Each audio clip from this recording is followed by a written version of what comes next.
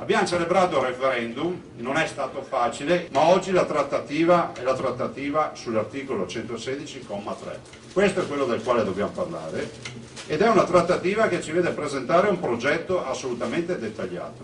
È diviso in 3 corpi principali, le 23 competenze, i 9 decimi di gettito per finanziarle, e quindi c'è un'analisi anche molto dettagliata rispetto a questo tema dei 9 decimi, dopo ne parleremo, e le specifiche competenze.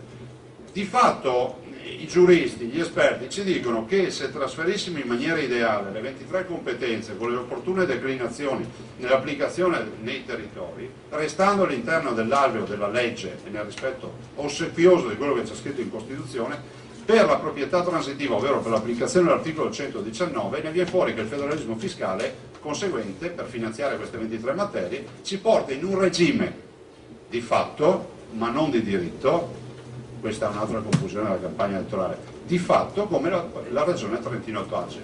Allora la gestione è quella, ma parlo da Veneto a dei Veneti, parlo da Veneto e dai Veneti.